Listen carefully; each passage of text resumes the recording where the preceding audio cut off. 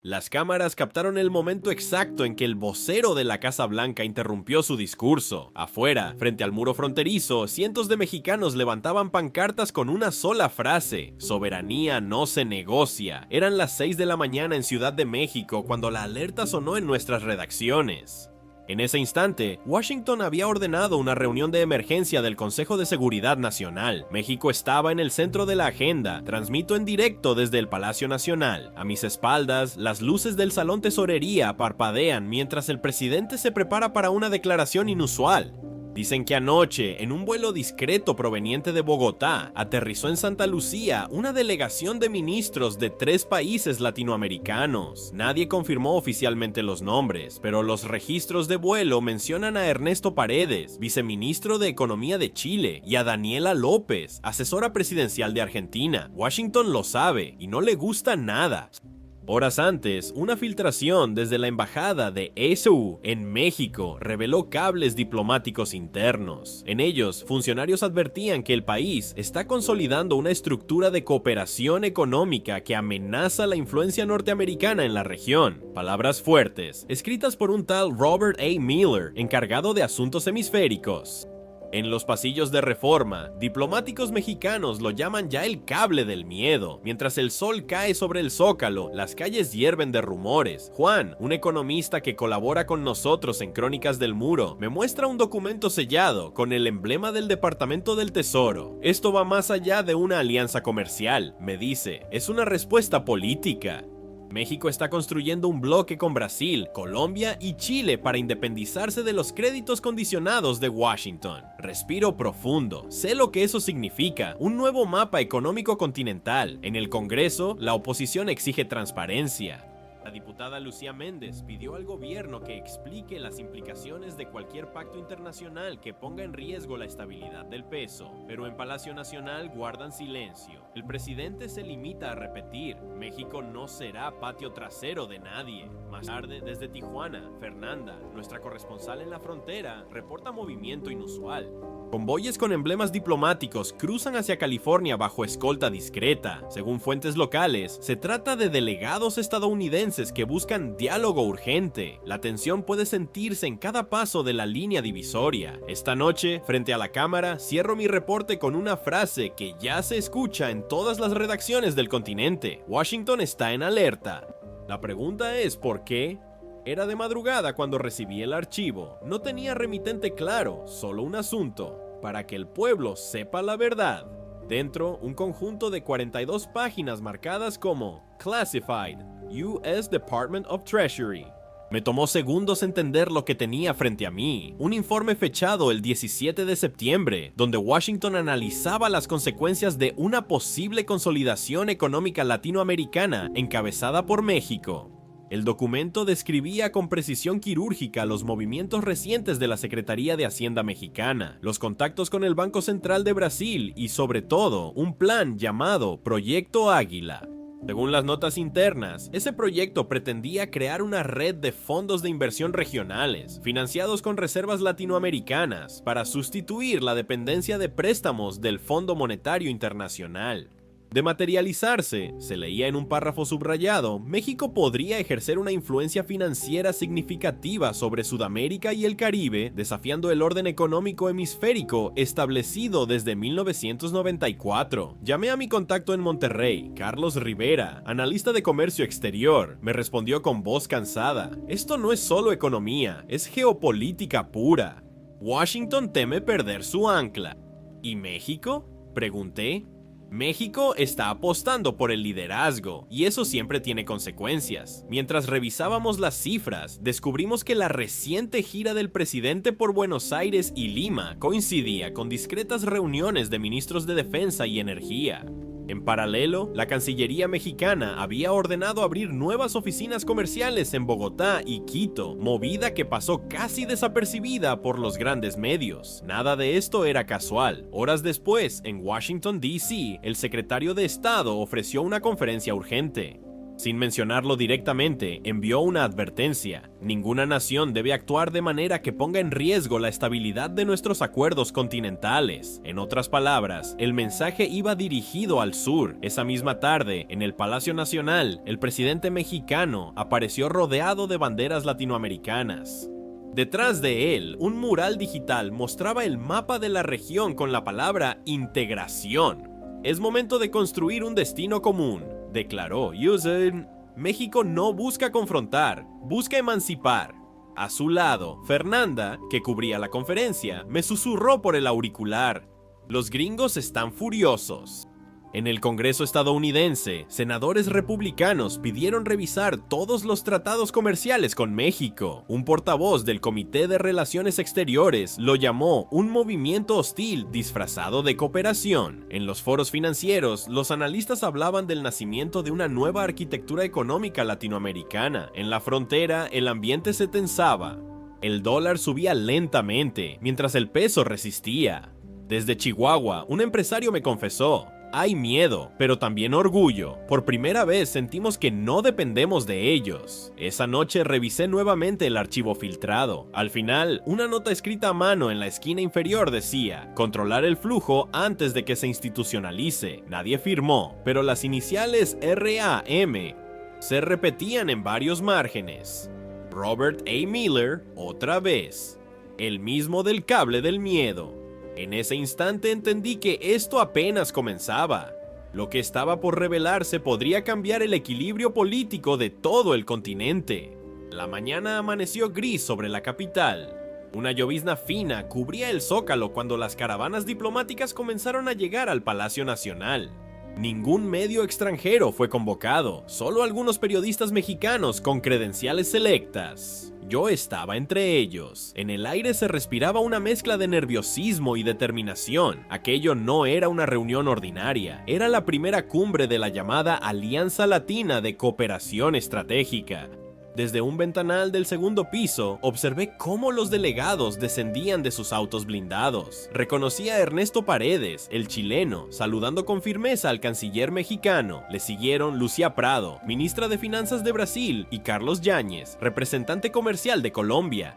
En cuestión de minutos, el patio de honor se llenó de banderas sudamericanas ondeando junto al estandarte tricolor de México. El evento se desarrolló con una discreción casi clandestina, sin discursos oficiales, sin cámaras abiertas, solo un comunicado escueto informando sobre la creación de un mecanismo de cooperación financiera y energética interregional.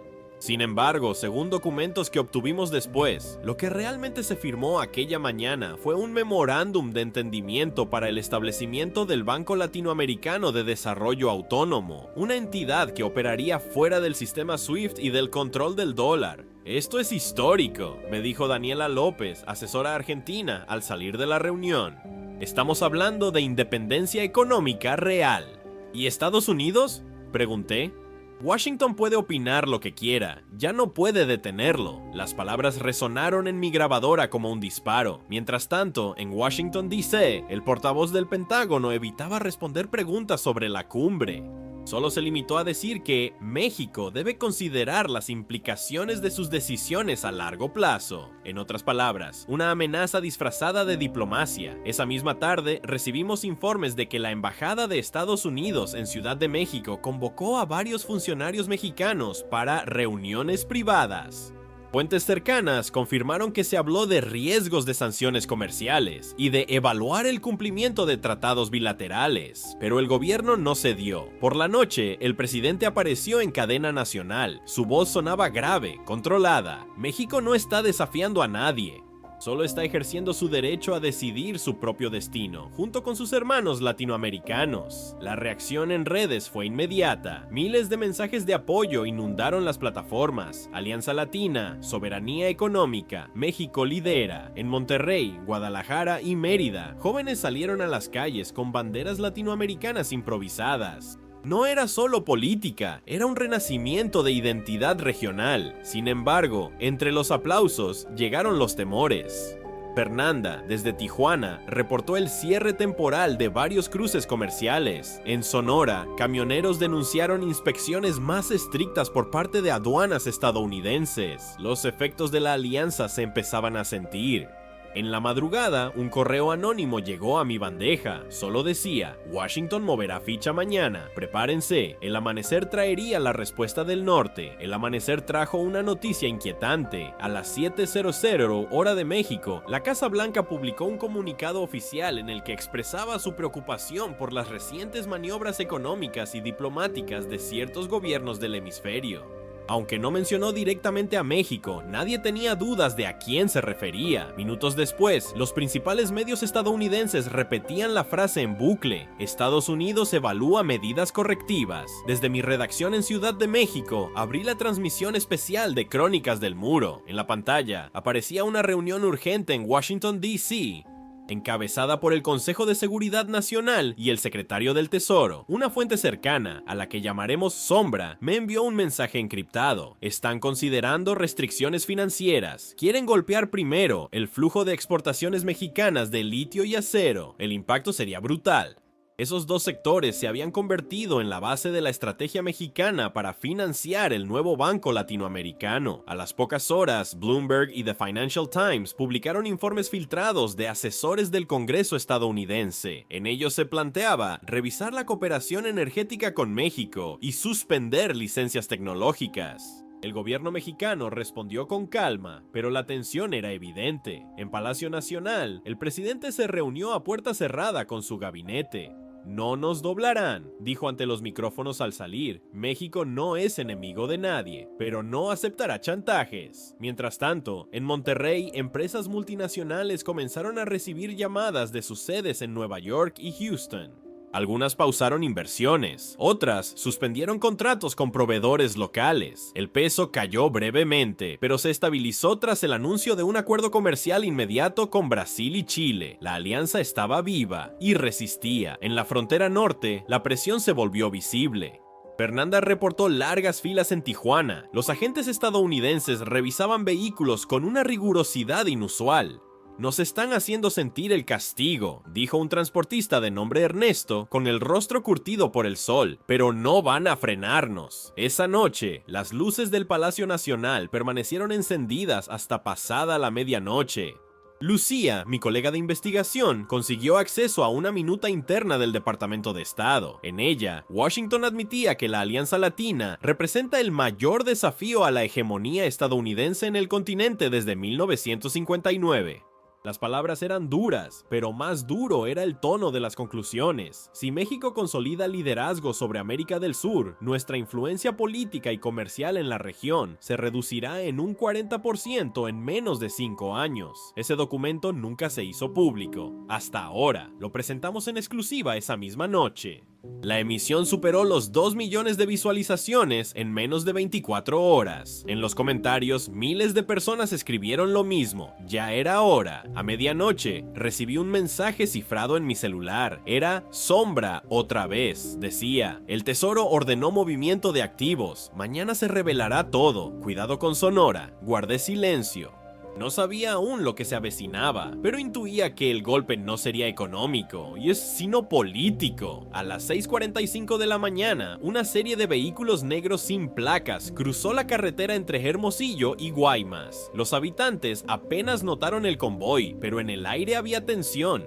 Horas después, la Secretaría de Gobernación confirmó lo que muchos temían. Agentes federales habían interceptado a un grupo de contratistas vinculados con empresas energéticas estadounidenses. Llevaban consigo discos duros encriptados y documentos sellados con logos del Departamento de Energía de EEU. En cuestión de minutos, el operativo fue bautizado por los medios como Operación Sonora. Pero lo que nadie sabía, al menos en ese momento, era que el verdadero objetivo de la operación no era detener espías, sino impedir la extracción ilegal de información sobre yacimientos de litio. Washington quería saber cuántas reservas exactas controlaba México tras la nacionalización del recurso. Mientras las imágenes del operativo llenaban las pantallas, me encontraba en un café de la colonia Roma, recibiendo mensajes de Sombra. El contacto, cada vez más nervioso, escribió: interceptaron una red de informantes pagados por contratistas de Texas. Los documentos iban directo al Pentágono. El presidente convocó de inmediato al Consejo de Seguridad Nacional Mexicano. En la reunión participaron ministros de Defensa, Energía y Economía. No hubo comunicado oficial, pero una fuente dentro del gabinete me filtró un extracto de la minuta. Cualquier intento de injerencia extranjera en recursos estratégicos será considerado un acto hostil. Las palabras fueron contundentes. Esa misma tarde, el embajador de Estados Unidos solicitó una audiencia urgente en Palacio Nacional. Entró por la puerta lateral, sin cámaras. No hubo declaraciones. Horas después, el Departamento de Estado emitió una nota diplomática exigiendo una explicación clara sobre el arresto de ciudadanos estadounidenses en Sonora. Las redes sociales estallaron. Algunos sectores pedían moderación, pero la mayoría defendía la firmeza del gobierno. En Hermosillo, estudiantes marcharon con pancartas que decían: "El litio es nuestro, no del norte". En los noticieros locales, empresarios alertaban sobre represalias comerciales, pero la calle hablaba de soberanía, no de miedo.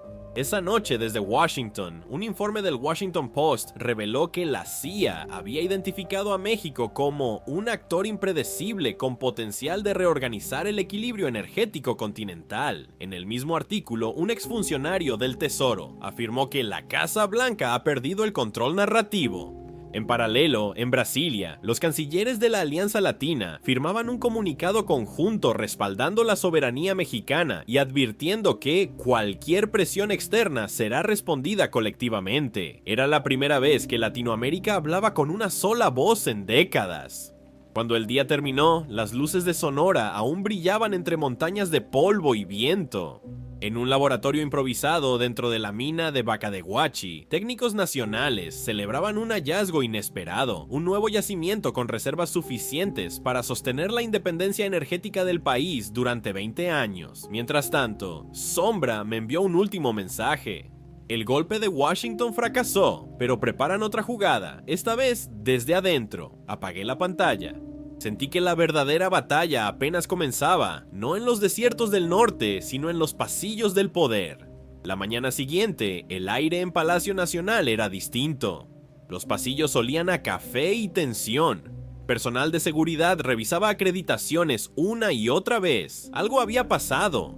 A las 9 en punto, un funcionario de alto rango, cuya identidad se mantenía reservada, fue escoltado fuera del edificio por agentes de la Guardia Nacional. Los rumores se propagaron como fuego. Minutos después, llegó la confirmación. Un asesor de la Secretaría de Economía había filtrado información confidencial a una firma de consultoría con vínculos en Washington. Me encontraba transmitiendo en vivo cuando recibí la notificación en mi teléfono. Un mensaje anónimo desde un número sin registro solo decía: "El infiltrado no actuó solo". Comencé a llamar a mis contactos. En menos de una hora, logré confirmar que el funcionario detenido se llamaba Carlos Ortega, un economista formado en Georgetown, con acceso directo a documentos del proyecto Águila. En su computadora personal se hallaron correos dirigidos a una dirección del dominio State2Gov. En uno de ellos, Carlos escribía: "El memorándum de la alianza será firmado esta semana.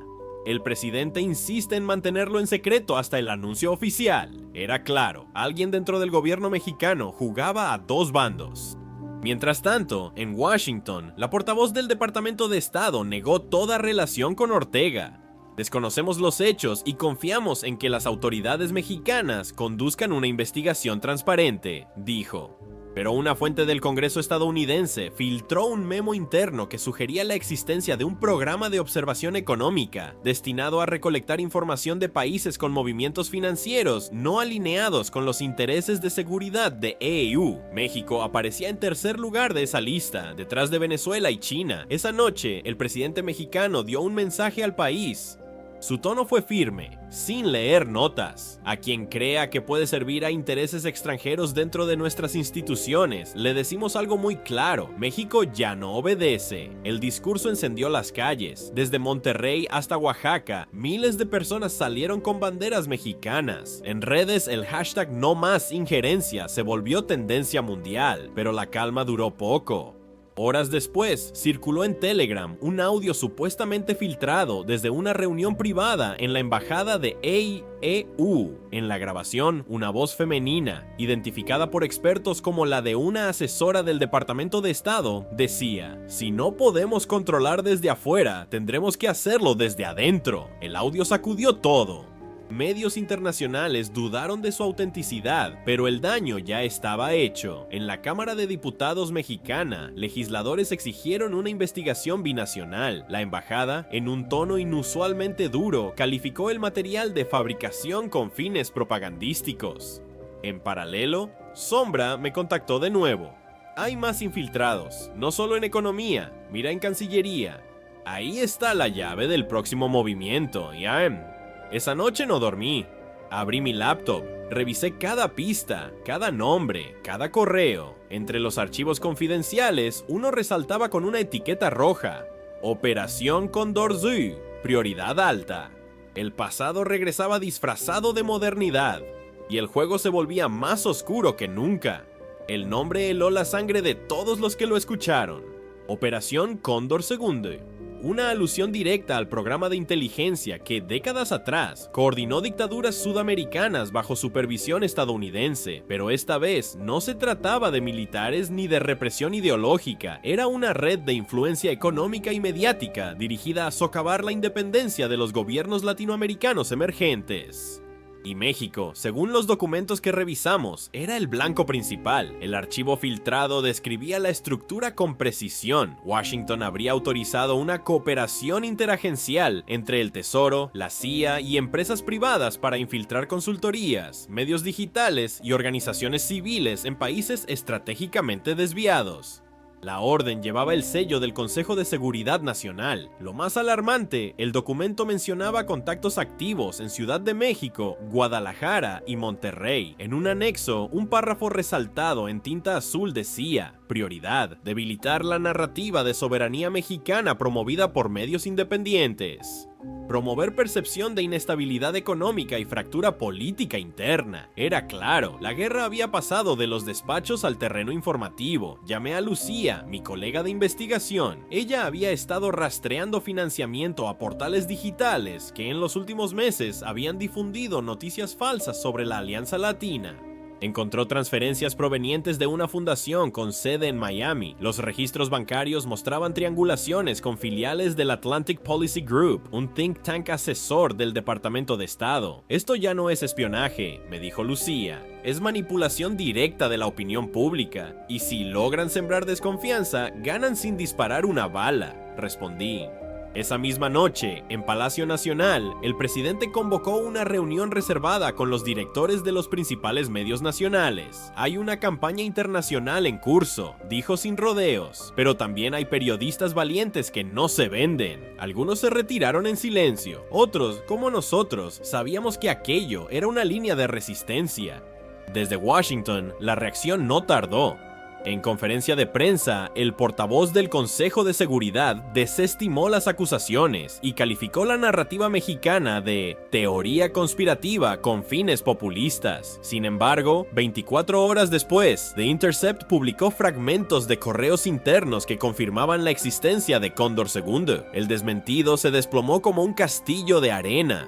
Mientras tanto, en Buenos Aires y Bogotá, miles de personas marcharon en apoyo a México. Las plazas se llenaron de carteles con una consigna que resonaba en cada esquina del continente: no más cóndor, no más cadenas. Pero el golpe mediático no era el único en marcha. Sombra volvió a contactarme con un mensaje breve. Tienen un plan alterno, algo que llaman Fase Omega.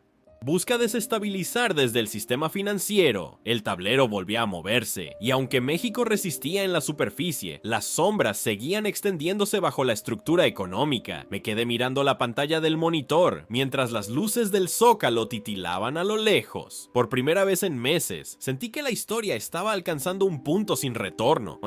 El término apareció por primera vez en un informe filtrado desde el Banco Interamericano de Desarrollo, Fase Omega. Nadie sabía con certeza a qué se refería, hasta que un exanalista financiero me escribió desde una dirección cifrada. No es una operación militar, es una maniobra bancaria. Buscan asfixiar la liquidez de México desde los circuitos de inversión internacionales. La estrategia consistía en 3 pasos: manipular calificadoras de riesgo, frenar créditos internacionales y forzar la depreciación del peso a través de movimientos coordinados en mercados de futuros. Todo orquestado por fondos estadounidenses y europeos, vinculados a lobbies energéticos que veían la Alianza Latina como una amenaza directa a sus intereses. Esa mañana, los mercados abrieron con volatilidad. Las pantallas de la Bolsa Mexicana de Valores mostraban caídas del 4% en las primeras horas. En Twitter, cuentas recién creadas difundían rumores de colapso inminente del nuevo banco latinoamericano. Los noticieros aliados a grandes corporaciones repitieron el mensaje con tono alarmista. En el estudio de Crónicas del Muro, recibimos cientos de mensajes. Muchos pedían calma, otros preguntaban si era cierto que Estados Unidos preparaba sanciones. Respondí al aire con voz firme: no hay sanciones, hay presión, pero México no está solo. Mientras transmitía, sonó mi teléfono. Era Fernanda, desde Tijuana. Juan, tienes que ver esto, dijo. Me envió un video de cámaras portuarias mostrando el arribo de cargamentos provenientes de Perú y Argentina. Alimentos, litio procesado, combustible. Están fortaleciendo la cadena de suministros dentro de la alianza. No hay bloqueo que funcione, añadió. Horas más tarde, el presidente mexicano apareció flanqueado por los mandatarios de Chile y Brasil en una videoconferencia transmitida a todo el continente. La fase Omega no nos doblegará, dijo el mandatario. Hoy firmamos un pacto para blindar nuestras reservas y comerciar en monedas locales. América Latina ha decidido pensar con su propia cabeza. Los aplausos resonaron no solo en los salones de gobierno, sino en las calles. En Medellín, Quito y Buenos Aires se proyectaron imágenes del Zócalo iluminado con luces rojas, verdes y doradas. La Alianza Latina ya no era un proyecto, era una realidad política y emocional, pero en Washington la alarma subía de tono. Un informe del Senado filtrado esa misma noche advertía que la cooperación financiera entre México y Sudamérica amenaza la estabilidad del dólar como referencia regional. La prensa estadounidense hablaba de una ruptura histórica y algunos congresistas exigían medidas de seguridad económica. Mientras tanto, en Ciudad de México, el clima era de calma vigilante. En el sótano de la Secretaría de Hacienda, un grupo de técnicos analizaba las transferencias internacionales en tiempo real. Allí me reuní con Carlos Rivera, mi viejo contacto de Monterrey. Están perdiendo control, me dijo sin apartar la vista de las gráficas. Cada vez que intentan devaluarnos, la red de intercambio latino compensa el golpe. Esto ya no es resistencia, es autonomía. Al salir del edificio, el cielo estaba cubierto por un resplandor anaranjado. Era la tormenta de polvo que venía desde el norte, símbolo perfecto del momento. Un vendaval intentando nublar un país que había aprendido a caminar solo. Sin embargo, el mensaje que recibí esa noche me devolvió el vértigo. Omega no es la última fase, están preparando el cierre. Se llama Operación Eclipse. El mensaje llegó a las 3 de la madrugada, acompañado de un archivo comprimido protegido con contraseña. El remitente era Sombra. El asunto: Eclipse inicia en 72 horas. No pude dormir. Al amanecer, mientras la ciudad despertaba bajo un cielo gris, logré descifrar la clave: LATAM 2025. Lo que contenía aquel archivo superaba cualquier cosa que habíamos publicado hasta entonces. El documento, con encabezado del Consejo de Inteligencia de los Estados Unidos, describía una acción encubierta destinada a provocar una crisis política interna en México. Su nombre clave: Operación Eclipse. El objetivo no era militar ni económico, sino psicológico. Según el plan, Washington buscaría generar desconfianza en la estabilidad del gobierno mexicano mediante 3 acciones sincronizadas: filtración de documentos falsos que implicaran corrupción dentro del gabinete presidencial, desinformación masiva sobre fracturas dentro de la Alianza Latina, infiltración de asesores colaboradores para promover renuncias estratégicas y fracturar la cadena de mando. En otras palabras, una guerra de percepción. Esa misma mañana, los titulares de medios internacionales estallaron con una supuesta crisis interna en el gabinete mexicano. Los reportes aseguraban que el ministro de Energía había renunciado tras descubrirse pagos irregulares provenientes de una empresa brasileña. Era falso, pero la historia corrió como pólvora. En Palacio Nacional, la respuesta fue inmediata. En conferencia de prensa, el presidente se presentó junto al ministro acusado. A los que intentan dividirnos, dijo, les recordamos que la unidad de México y Latinoamérica no se compra ni se rompe con mentiras. El gesto devolvió confianza al público, pero las redes ardían. En Telegram y X, antiguo Twitter, miles de cuentas automatizadas repetían los mismos mensajes. El bloque se desmorona. Brasil se retira. México traicionado. Al analizarlas, Lucía descubrió que la mayoría provenían de servidores ubicados en Virginia y Maryland. Mientras tanto, en Washington, el portavoz de la Casa Blanca evitó responder sobre Operación Eclipse, pero una frase suya desató especulaciones. El compromiso de Estados Unidos es mantener la estabilidad democrática en todo el hemisferio, incluso si algunos gobiernos eligen caminos equivocados. El subtexto era evidente. Esa noche, Fernanda viajó a Monterrey para entrevistar a un empresario que aseguraba haber recibido presiones de representantes del Departamento de Comercio estadounidense. Querían que frenáramos la inversión en proyectos conjuntos con Argentina. Me ofrecieron incentivos fiscales si cancelábamos los contratos, confesó ante la cámara. El reportaje se volvió viral. Las autoridades mexicanas abrieron una investigación formal. En menos de 48 horas, el Departamento de Estado emitió un comunicado negando cualquier injerencia, pero ya era tarde. La Operación Eclipse había sido expuesta. Esa misma noche, Sombra volvió a escribir: felicitaciones, los descubrieron antes de actuar, pero tengan cuidado, Eclipse era solo una distracción. El golpe real viene desde dentro del Congreso. Me quedé mirando el mensaje durante minutos, mientras las sirenas resonaban en el centro histórico. Entendí que la batalla por la soberanía mexicana estaba entrando en su fase más peligrosa, la interna. El reloj marcaba las 8:00 de la mañana cuando el rumor se convirtió en noticia. Un grupo de diputados había presentado una moción para iniciar un proceso de censura contra el presidente. Argumentaban pérdida de confianza por compromisos internacionales no aprobados por el Congreso. La Operación Eclipse, como había advertido Sombra, no buscaba destruir desde fuera, sino desde dentro.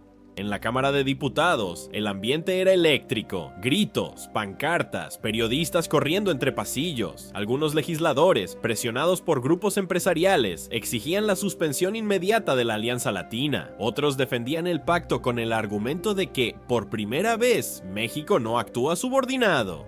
En medio del caos, un hombre alto, de voz serena, tomó el micrófono. Ernesto Paredes, viceministro chileno y uno de los fundadores de la alianza, había sido invitado de emergencia para dar su testimonio.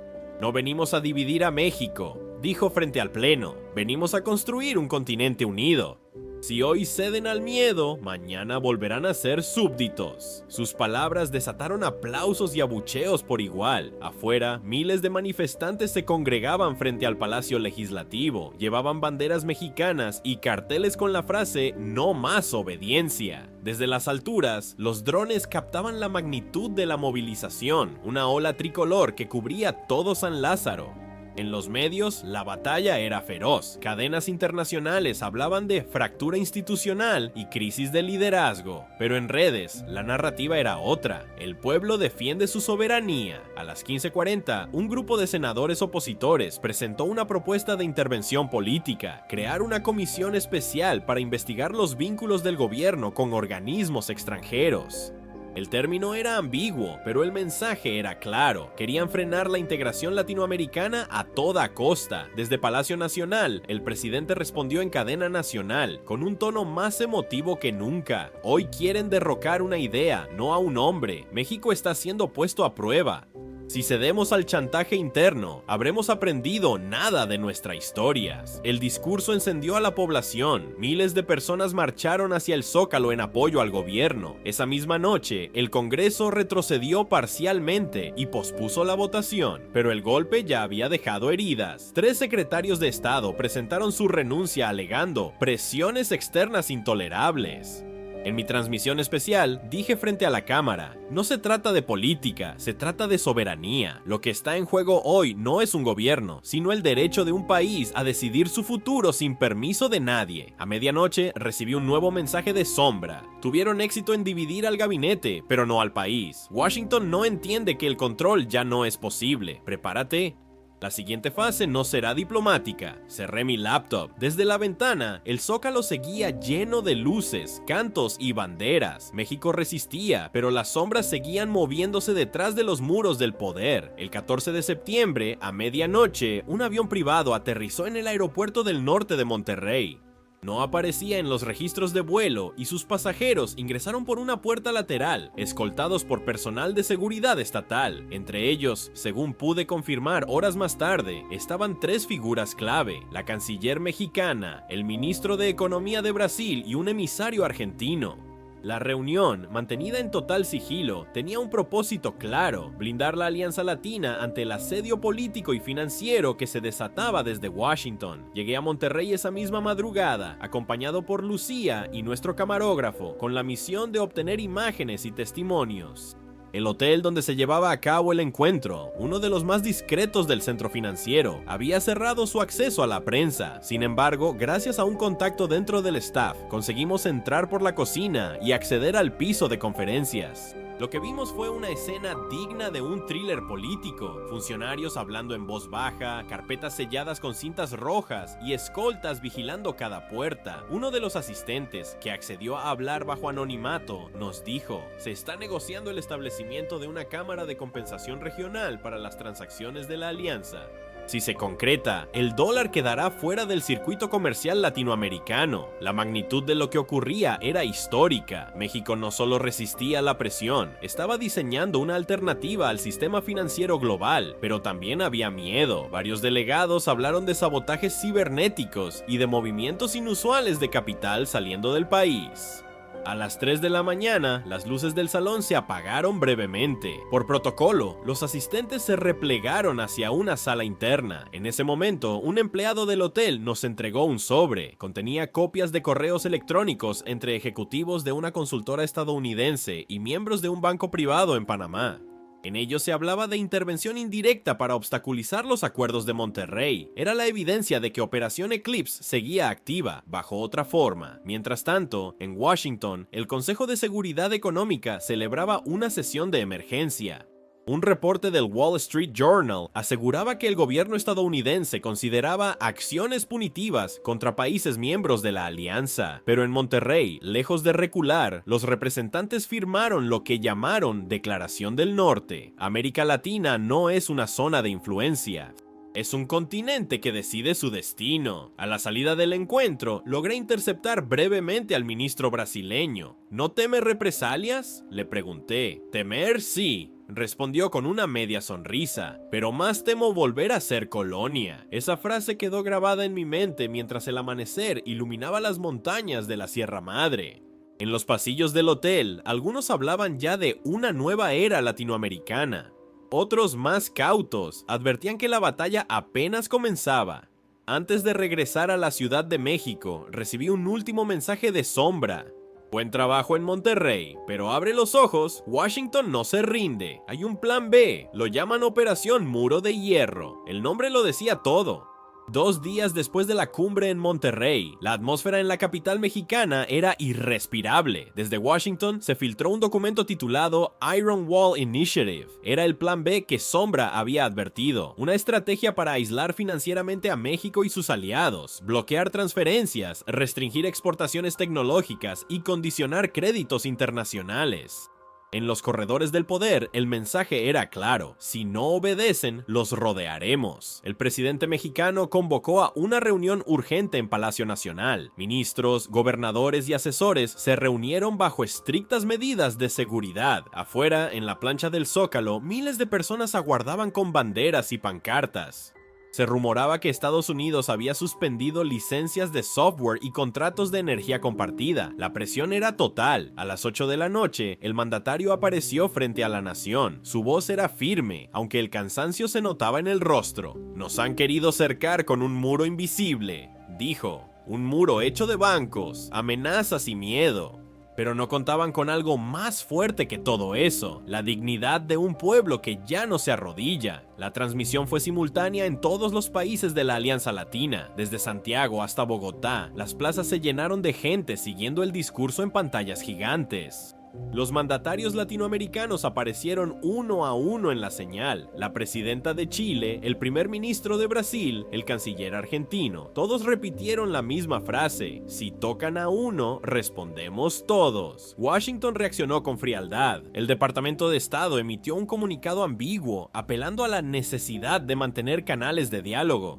Pero el verdadero movimiento ocurrió detrás de cámaras. Gracias a una filtración de último minuto, obtuvimos acceso a un cable clasificado que revelaba algo sorprendente. Varios asesores de la Casa Blanca advertían que la política de presión había fracasado. México ha logrado consolidar liderazgo hemisférico. Continuar el aislamiento solo fortalecerá su posición moral, decía el informe.